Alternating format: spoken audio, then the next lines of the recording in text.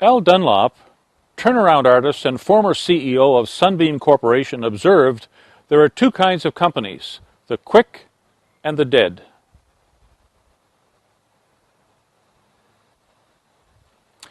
A strategic mindset is at the core of being an entrepreneur. Businesses that are strategically focused and embrace innovation are businesses that will survive. The intent of this quiz is to get you to think about your own entrepreneurial mindset. Please don't take it as gospel. If you do not get a high score, it doesn't mean you should not run your own business, but it might provide you with some information about your mental models. Welcome back. How did you do? Now that you're thinking about what it means to have an entrepreneurial mindset, here are some guidelines that you can consider as you implement your strategies and manage with an entrepreneurial mindset. See things from your customer's perspective. We have all heard the cliché about thinking outside the box. We have all constructed our own boxes from which we view our customers. The challenge is for you to examine customers from inside their box.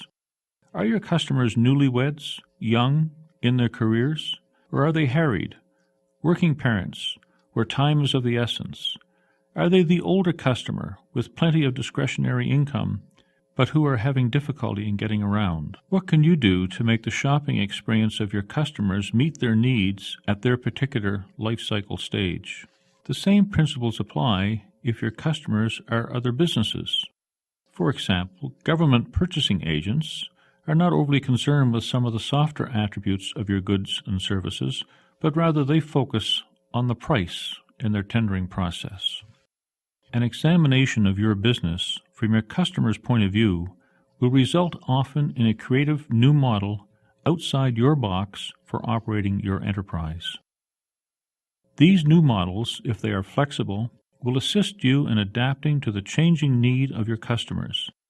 This will provide you with the opportunity to maintain your core focus while at the same time redesigning, resegmenting, reconfiguring as required in order to differentiate your firm.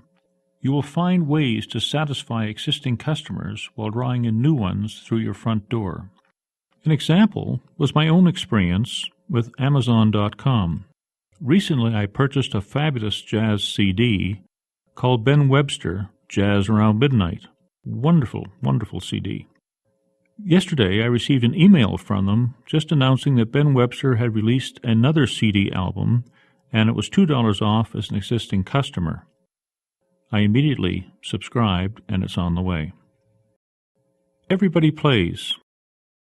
The entrepreneurial mindset is based on the foundation that business is a team sport. You may be the captain of the SS Enterprise, but rarely is one person brilliant enough to match the wits of the collaborative power of the competition. Your team, which will consist of players both internal and external to your organization, must be confident that their ideas are welcome and will be taken into serious consideration. At the same time, they must appreciate the limitations of your resources. They must also be confident that a good strategy will be implemented and not just talked about. At the end of the day, it is the tangible results of strategic execution and not the strategic analysis that will make the real difference to your firm. Seeing is believing. Experiment intelligently. You cannot analyze your way into competitive advantage. Time spent navel-gazing may be better spent undertaking strategic implementation and refining your implementation strategies successfully through trial and error. Risk is integral to business. Embrace risk. Make it a calculated risk, and then aggressively, continuously, initiate, select, pursue, reject initiatives until you find the mechanism that will result in increased value for your organization. Actively seek options that give you flexibility and the potential to learn as a hedge against risk. Exercise discipline. One of the hallmarks of a successful entrepreneur is self-discipline. Once measures for the outcomes of your strategies are established, you must be disciplined to use them with vigor. Spend imagination instead of money. Strategic thinking doesn't have to be expensive. Your most inexpensive investment, the one with the greatest potential for the highest return, might be the time you spend imagining and dreaming. Frugality is the utilization of your limited resources wisely. It is essential to the success of any enterprise. Efficiency is another key to the business success. When you invest your money and resources, do it from an informed position. Make sure your stakeholders understand the fundamental difference between being cheap and being frugal, and support you in a frugal position. Be ruthless with priorities.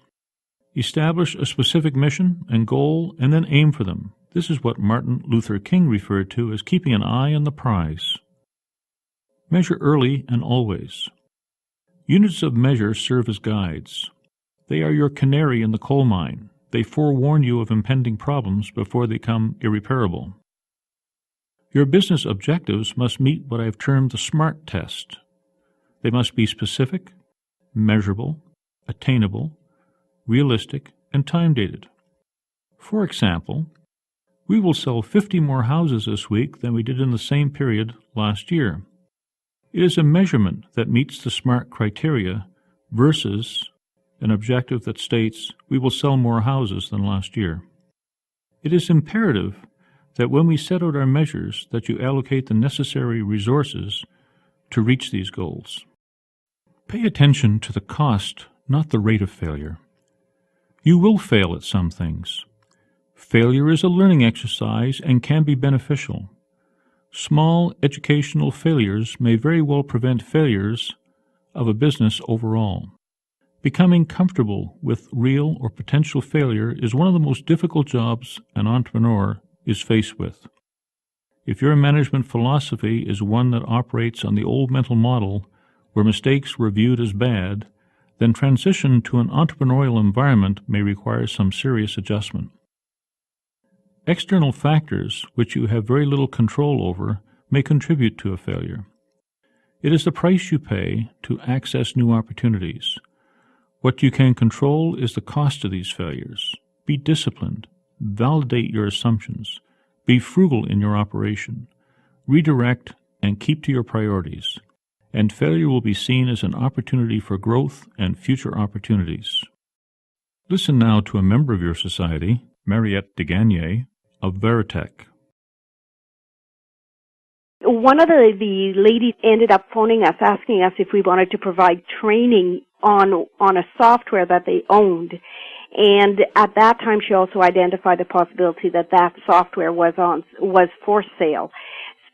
It was quite an interesting opportunity for the simple fact that it could easily be integrated into what we were currently doing training, and adding a software and being specialized in a specific software, that was great because then we became the sole trainers within that software. In investigating, there was definitely a need for a good software program for the childcare industry. Unfortunately, the program that we evaluated, it didn't have a good reputation within the industry. So let's look further as to what exactly would be the needs for a software. So we started doing focus groups. We interviewed clients one-on-one. We did surveys. STM. Do you have an entrepreneurial mindset? What are your 3 strongest entrepreneurial traits? What are your 3 weakest?